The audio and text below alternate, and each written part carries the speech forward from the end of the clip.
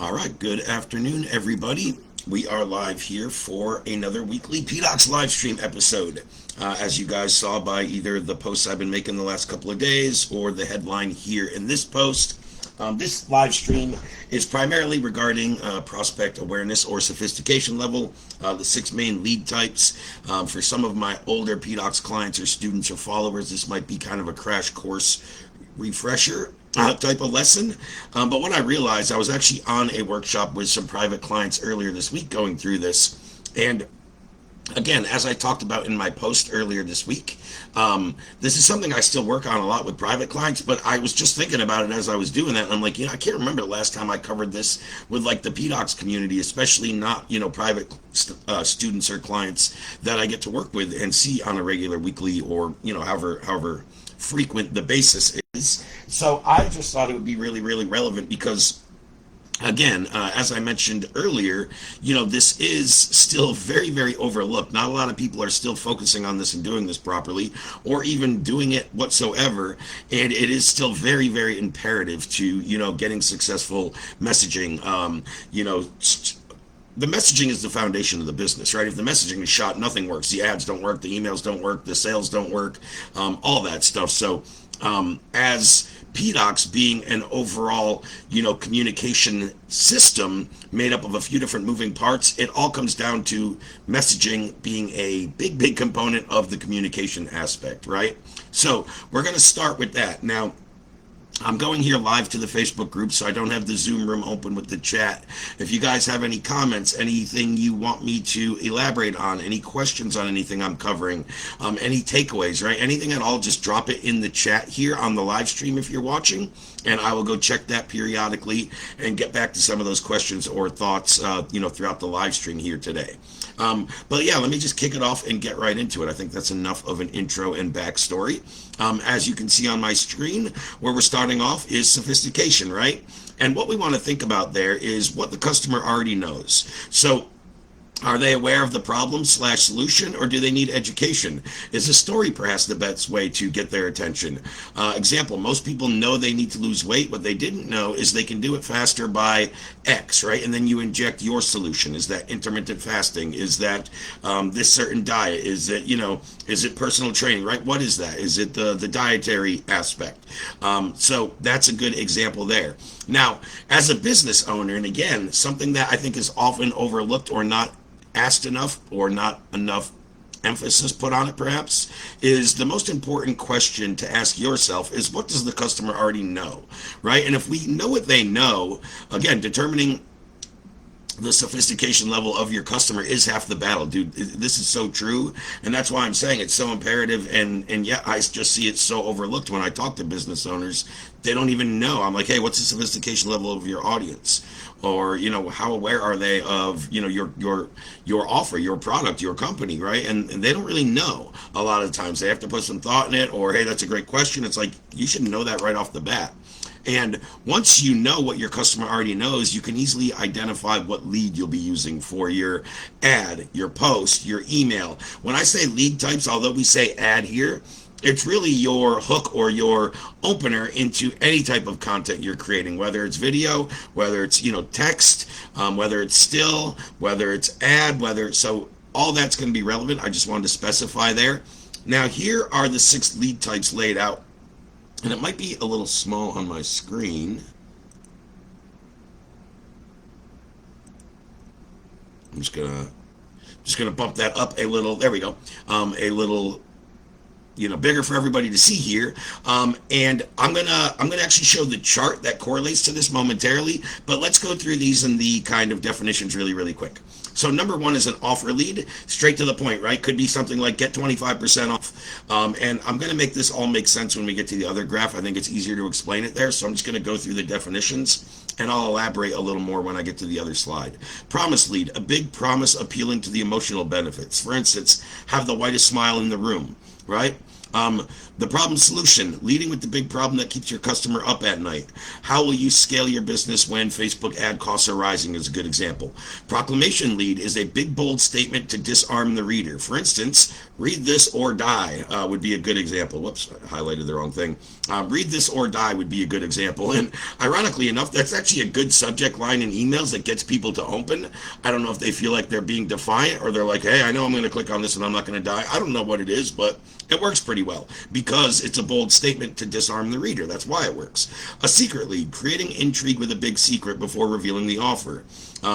Example, this method can turn 2 hours of work into 500 new ads to beat your competitor. Story lead, telling this story and taking your customer on a journey. For instance, and I'll go through my framework on this a little bit, but when I started my first company at 21, we had no money, so rather than run ads, we spent our time looking for gaps in our competitors' strategy.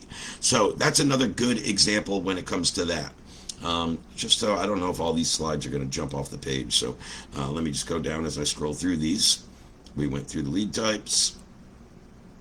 So again, identify the lead to get an indication of what the customer already knows, right? Most brands will use offer/promise leads. And again, the graph below is going to explain this. But in those cases, this means you can get away with short form offer-driven copy. Some may need a story lead, which means we go into more long form, covering different emotions, right? And we all know the objective of a story or a story-based post or lead is going to be much different than an offer or a promise-based, right? So the goal is to identify the sophistication level on the customer based on what lead our competitors are using is really a great way to go about doing that. So this is the other graph I was talking about, and this is where I kind of want to tie this all together, and I'm going to elaborate. And then before I'm done or before I leave this page and this slide, I'll go back and check the comments and see if we have anybody watching, asking questions, what have you. So let's start on the top of this where we see the awareness chart. Awareness, swap the word awareness for sophistication here. They're pretty much hand in hand, the same thing, right? So we could have a very unaware prospect. Then these are the different 5 stages of awareness. First, unaware, problem aware, solution aware, product aware, most aware. And I'll explain those as I go through the graph. But below, you'll see the 6 type of story leads. Now, the one that's kind of underneath the awareness level above it, for instance, story leads you would use to an unaware market. What does unaware mean? It means exactly what it sounds like. Unaware of everything. Unaware of your company, your brand, your solution. You as a leader or business owner or influencer or expert or whatever. They're just unaware of everything, right? They probably know nothing about you. With that type of audience, I would use a story-based lead. First, we have to build a little of at least one of, if not more, of the 3 main elements of building an audience and getting buyers. We've all heard of KLT, right? Know, like, trust. So a story is either going to build some authority, some likability, some trust, some relatability, right? Those factors that are likable, relatable, trustworthy, authority, they all kind of tie into know, like, trust, right? So a story-based lead, what I've always had really success with is this 5 I like to use. So number 1, I lead into, hey man, this is who I am and this is kind of what I do. Then I go through my backstory, right? Giving a little of my history, and I have time. I can give a thorough example. But yeah, then I give a little of my backstory. When I'm doing that, I'm going to talk about a big obstacle I had to overcome. Then I'm going to talk about a big leap of faith I've taken in my life. Now, again, it doesn't mean the reader has gone through the exact same obstacle or took the exact same leap of faith, but they can probably relate at some level of overcoming an obstacle to get to the next level, to accomplish a goal, right? And all those things. So again, it starts with a little of, hey, this is who I am and this is kind of what I do. Here's my backstory. Here's a challenge or a hurdle I had in my life that I had to overcome. Here's what I found out in the big leap of faith I took. Here's what it led to, and here's where I'm at now and some of my success. And then the last element is kind of what I call social proof. But again, I always say it's not in the way that you think, not social proof like screenshots or testimonials. Social proof in the avenue of, hey, not only did I have success doing this, but I also taught Julie, Joe, and Bob how to do this, and they've made money, or they've had this success, or they got this outcome, or this freedom in their life, right? So by doing that, the reader's going to read what you do now, and they might be depending on what you do and where you're at, to anybody watching this, you might be more advanced than your audience. You usually are than your followers, right? You might be at a level where they're like, well, yeah, Ray is a whatever, co-owner of a couple digital businesses or head of customer relations or whatever it is you do. And they might think all right, but that's him. Like, I'll never get there, right? So that's why your story, builds into that stuff. Your backstory, what you've accomplished, overcoming, hurdles and obstacles, taking that leap of faith, ultimately finding some success with whatever that was. And then, even when you get to that point in your story, people are like, okay, so Ray was able to do that. That's great, but I still don't feel like I have his skill set, his acumen, his experience, whatever it is. So I'm not sure that I can do that. And that's why I'm like, yeah, not only was I able to do this, but I was able to help beginners such as Bob, Julie, and Joe accomplish this as well. And then they're like, oh shit, not only can Ray do it, but he can also help other average, ordinary, everyday people do this. Maybe I can achieve it, right? So those are some good aspects to kind of a basic story-based framework that you can use in more long form. Long form, again, I use that to a cold audience where my main objective, and we should always know our objective when we're creating any content, posts, copy, emails, is to create awareness. And that a story-based post is one of the best ways to do that. And then you can start to talk about your brand, your offer, but I don't really get into that too much with my story. And again, here's my example going through that framework. And I'll just go through it. Hey, my name's Ray. I'm co-owner of Audience Lab, PDOCS, and Sales Lab. I've been in the digital marketing space about 5 going on 6 years now, and ultimately I've been able to have a pretty high level of success, but it wasn't always this easy, guys. I spent 20 years in corporate America grinding for 50 to 60K year jobs that were kind of a hybrid of route sales and service. I was a sales service hybrid rep. Had about 20 years, as I said. It was kind of a great business in the sense of, I was given my own truck and my own products and my own customer base and out there on the road interacting and mingling, so it fit a lot of my personality and skill set, but I was capped at a certain limit income-wise. I was capped in terms of my challenge with my job. I could literally just go there and do it every day and not even think about it and go through the motions. It was just easy, right? And I want to be challenged in what I do.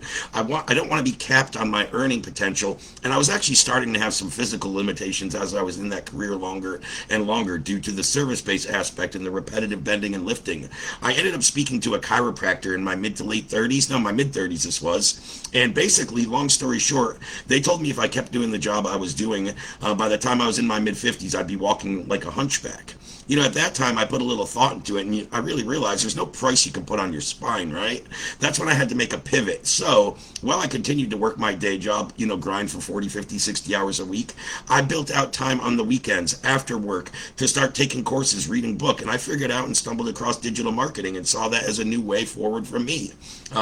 So I still remember the date to this day, November 15th, 2019. I left that corporate job of 20 years and I dove into this digital marketing. I actually started for a digital consultancy doing about 20 million a year, and I started on their sales team as a specialist or a phone setter.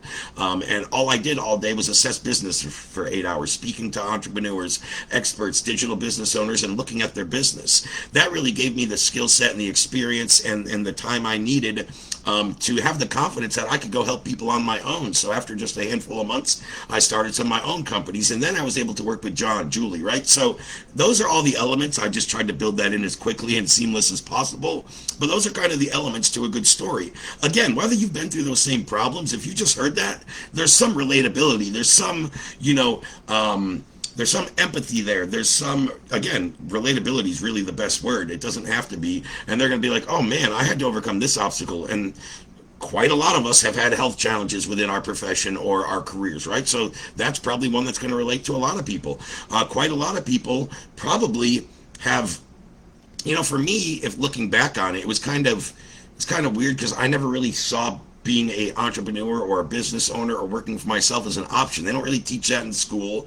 In my late teens, early 20s, I kind of got suckered into the job market, had kids and bought a house young, and just got kind of caught into that, what I call the middle class American nightmare to an extent, right? Because for me, it was like I needed this base 50 to 60K just to survive and pay my bills and stay alive. But I was never thriving, never getting ahead, never living, any kind of life that I wanted. And it was just kind of beholden to the system. And you just kind of have blinders on. You just keep doing what you need to do to provide for your family and to stay afloat. But it wasn't really until that challenge came and that doctor said that to me that I was like, let me start to look at other options and what's out there, right? And again, that's kind of my story. So Unaware audience really knows little to nothing about you, pretty much nothing. Story lead is great.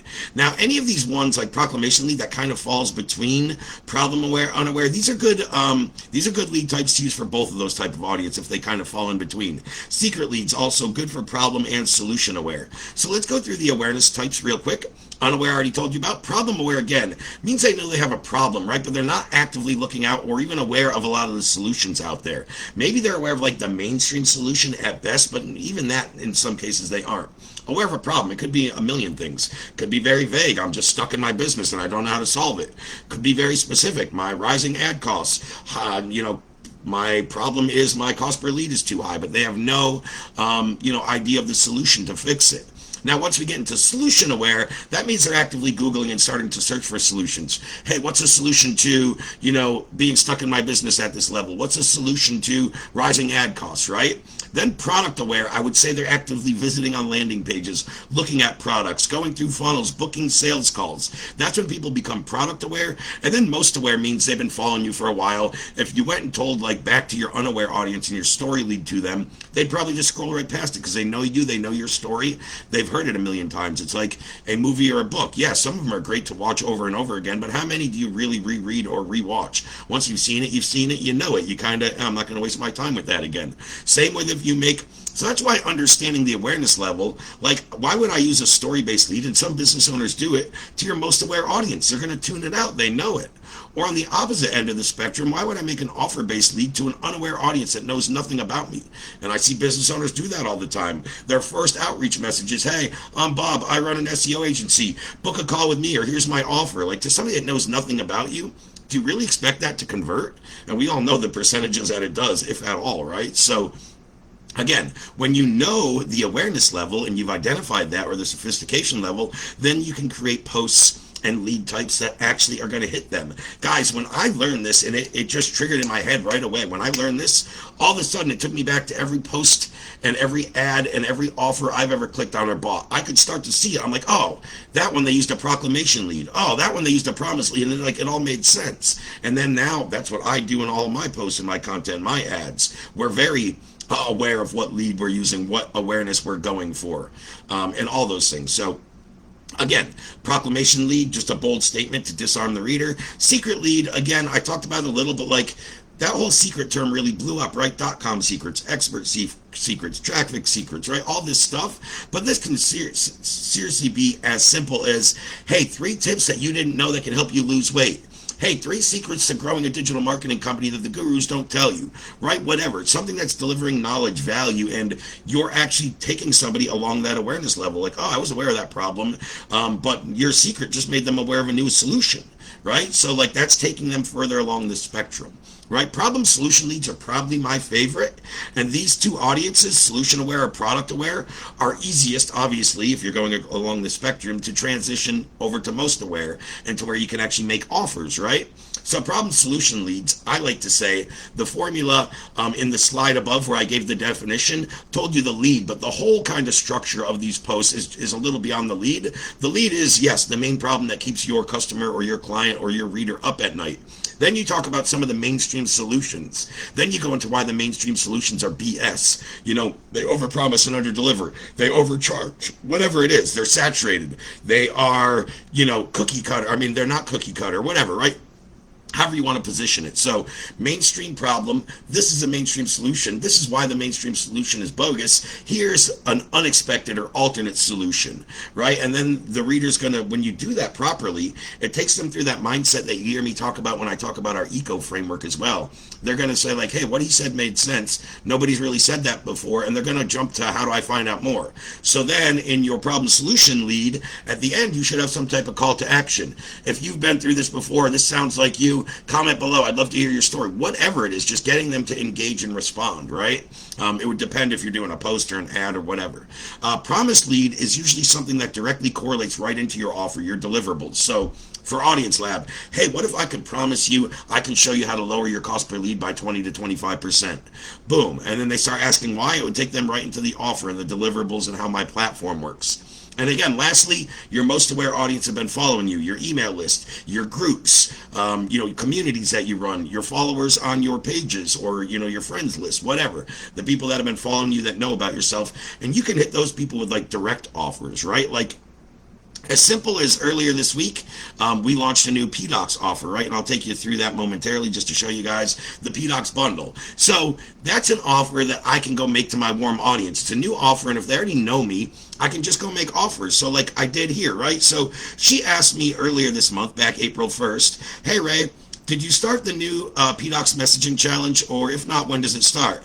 I told her at the time, currently we're selling the most recent challenge at a lower cost than those who attended live. I'm not certain quite yet when the next one will be. The reason for that, guys, is I'm actually building out another challenge, and I'm working on that, and I just don't want to be doing two at once, and they're going to make both of them take longer. So anyway, I'm not sure when the next one is. But we just launched this new product a few days later, and I came back because she's already asking about PDOCS and training and following my content and hitting me up in these DMs, right? So, hey, we also have this brand new PDOCS offer that I haven't rolled out to anyone yet. I'll be making announcements early next week, but figured I'd send you the link early to check it out, right? And she ended up purchasing. She was the first one I sent it to. Just a warm message, offer based, outreach, offer based type. And because it was a warm, most aware audience, it was a buyer, right? I sent out a handful of those. I also send out messages like this early on, like feeler messages, right? So some of these people I'm actually looking for feedback, but some of these people I know are lurkers, are consuming my content, and they might be interested. So I just send out messages like this sometimes to test and offer and to get people to engage. So, hey, Joshua, and this one started from like I had sent him a previous resource, so I was asking if he went through it. But anyhow, one of my new offers, care to give me some thoughts or feedback on the sales page, right? Or something like this, right? I probably sent similar ones. So, hey man, one of my newer offers, care to give me some feedback on the sales page when you have a minute?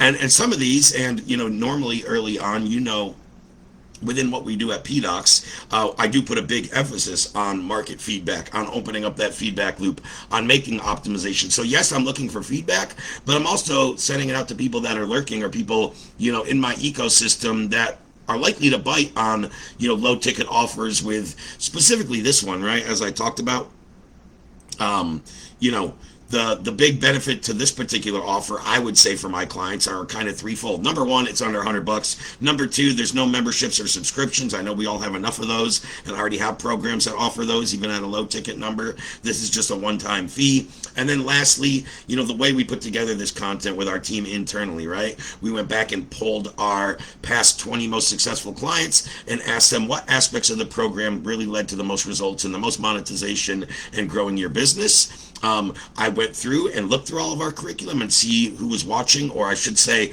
which content was being consumed and implemented the most. And then I went back and talked to my team and all the conversations they have with people that I might not been in touch with, or I'm not in conversations with everybody I've worked with. I'd be an idiot to still say so. Yes, I keep a lot of tight relationships, and I'm in pretty good contact with a majority of my current or previous clients and students, but by no means am I in contact with all of them. So I asked my team the same thing. Hey, when you speak to our current or existing or previous students and clients, what do they tell you is the number one thing or the most impactful aspects of the program? Then I just took all that data and what they said and compiled that into one curriculum database where I could feed that to them for under $100, right? So if you guys are interested in this, I'll go drop the link and you can check out the page in the little 5-minute explainer video where I go in a little more depth. I'll go drop it in the comments here underneath the live stream momentarily or right after I log off. And if I have the replay posted on YouTube, which I'm sure I will, like, subscribe, all that stuff, this link will be down in the description there also if you would like to check it out. So yeah. That's a little about, again, like me actually implementing this stuff in practice. Like if I was to go to an unaware audience, I wouldn't start talking about this offer right away. It would be a cold list, right? People that aren't, existing in my ecosystem. And I would probably start off with a story-based lead. And then I would take them through my funnel and through email sequences to build more know, like, trust. I would educate. I would drop value, right? I would, engage and relate more, and ultimately, bring their awareness level up, bring them from problem aware to solution aware to product aware to most aware, where I can effectively make offers. So that's pretty much what I had to cover on this specific topic. I don't think Yeah, the next thing goes into a whole nother lesson, which I'm not going to dive into today. And then, real quick, let me go check the chat here and just see if there's any comments underneath the live in the group. And then I'll go to one or two more things before I wrap up. Looks we got 9 views or 9 viewers. I don't see any existing comments yet. Jake viewing. Watching J. Ellen Little. Okay, I see a few guys watching. If you have any questions or comments, any takeaways, anything you want me to elaborate on, drop it in there before we hop off. Last thing I'll go in and share momentarily, and hold on, just bear with me because I don't think I'm in the right Slack channel, but I don't think I got to this last time, and maybe I did. If it's redundant, sorry, or you guys can log off. But I just want to show you, like, practicing what we preach, and back to what we do internally and how we implement PDOCS into our businesses. Here's a couple examples of like what we're accomplishing on a regular basis. So that deal had a good amount. That day had a good amount of deal closed. Let's go look at the EOD report on this particular day. And then I'll show you some other ones. So April 7th, 2 days ago, I think. Our cash collected by our sales team on that day was a little over 11.5.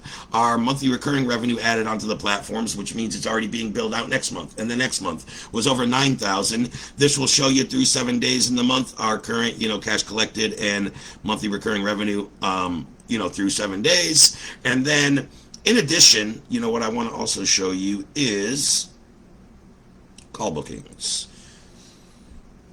Again, so we're using these lead types and really dialing in prospect sophistication level to book ourselves a consistent 15 to 20 calls per day. So this day actually isn't as great as most of ours. I know the appointment cost is a little higher on this day, and the total appointments booked is a little lower, but normally we're between 15 and 20 a day. We ended up with 16 between our ads and our nurture or email reactivation sequence on that day. You can see, very transparent, we spent $1,700 that day.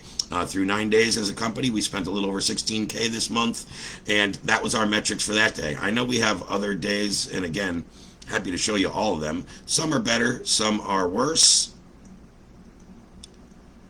Now, when I notice, and this goes back to like our ad team, when I notice the cost starting to get above 120, 125, that's when we want to go back and maybe revamp new creative or audience lab. We utilize our own data. Maybe we want to start running it to a different list or a different audience. Maybe we want to go swap out the lead type with a different lead type. So by monitoring these metrics daily, it also lets me take feedback back to marketing department based off what we're seeing and when we need to tweak or adjust. Once it gets above, I'd say 125 appointment cost, that's right above, that's like right at the top of the threshold of where we really want to be with KPIs. So that's where we want to make adjustments to get it back below there, right? You'll see on April 7th, we booked 16 via ads, another 4 via the workshop nurture sequence. We spent again about $1,700 on that day's ad, only 1 no-show, 0 cancellation. So that was, we're getting a consistent 15 to 20 bookings just from our ads and our reactivation. Then we are also currently running, as I did a lesson on recently, mutually beneficial partnerships, which I just enrolled and signed 2 new of those recently. I shouldn't say enrolled and signed, those are a little different, but signed agreements and solidified partnerships with a couple new great mutually beneficial partners. And then the last aspect that we still do that isn't tracked here, that's tracked in a separate channel, is our organic outreach and our DM setting. So those are still the 4 things that we do internally: paid ads, cold email, mutually beneficial partners, other people that drive in referral-based business or sell our products or refer us over ideal clients, and then, DM outreach and, Facebook, LinkedIn, Instagram, whatever platforms we are on, and, really executing on those 4 areas. So, guys, I've been doing that since we first launched PDOCS, before Audience Lab and Sales Lab were even a thing. Those were the 4 things we did. We got better at them. I think we started only doing 1 or 2 and then built into 3 or 4. But we did all 4 of those well. And not till we do something internally as a company, we see that it's scalable. We see that it's profitable at scale, and then it's repeatable. Then we go teach it to clients. So the 4 main things that I just said are what we teach the programs that we have, because they're what we get our results and our bread and butter with, for lack of a better word. And that's what I always like to teach clients. big red flag for me and some other programs that I've worked for, seen, been associated with, heard from their clients and their students some nightmare stories, is like a lot of these companies are doing one thing to acquire clients, and then they're teaching their students a different thing. For me, that's a giant red flag. We only teach our students what we do, what we execute, what we know is scalable, profitable, replicable, and we've worked that into numerous dozens and hundreds and even thousands in some cases of other businesses, and sales processes, copywriting, messaging, all the aspects of that. So guys, that's kind of my recap and the best lesson I can give you in about 30 minutes on understanding prospect awareness and sophistication levels, understanding the lead type or the lead in, whatever verbiage you want to use that will correlate to that audience. When you can really start to look at these things, think about them, pinpoint them, you can execute on it, and it makes a huge difference. For me, the biggest difference, because I started out all organic, I think my handle on Instagram, if I'm not mistaken, I don't even log in. I think I just post stuff there via Meta that goes to both platforms. But I think it's still, the handle there is Organic Ray. Like, that's how I started. I still do it. But when I figured this out, it made a big difference, because a lot of my posts that I knew were good and just didn't hit in the past, all I did was go back and switch the lead type. So you can keep like the meat and the potatoes the same, but I can go do that post in 4 or 5 different groups or communities with 4 or 5 different lead types, again, based on the sophistication level within that group, and I'm going to get a lot different engagement. So once I started to realize that, I was like, oh, that's why the post didn't perform. Just didn't get the right lead. And the lead type, obviously, the opener, is where we have the chance to capture people's attention, right? We all know and see the studies, depending on which one you look at. They all kind of say that the attention span now, especially on social media ad platforms, is about 3 to 8 seconds to capture somebody's attention, right? I think that's going down and down with each study I see. Maybe 8 is now on the long side. I don't know.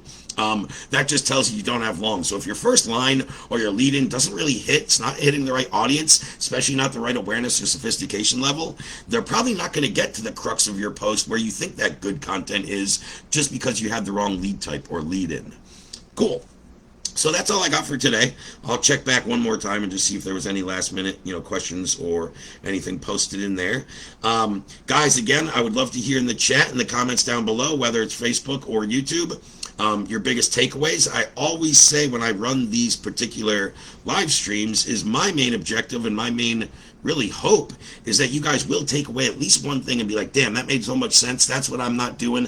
I'm going to go implement that. Maybe it's more than one thing, but at minimum, take away one thing, pinpoint one thing that, made a difference, that stood out, that was kind of a wow factor or a light bulb moment for you today, and go actually implement that and see the results. That's what I love to hear back from people, not when they just say, Ray, that was brilliant, that was mind-blowing. I want to say, hey, I actually implemented it and I got this result, right? That's what I love seeing. So, guys, thanks for watching. Look down below in the comments. I will drop the link to that, PDOCS bundle page that I covered here a few moments ago, and that will be below also in the YouTube video with some other cool explanations and links. All right, guys, we will catch you on the next one. See you next time.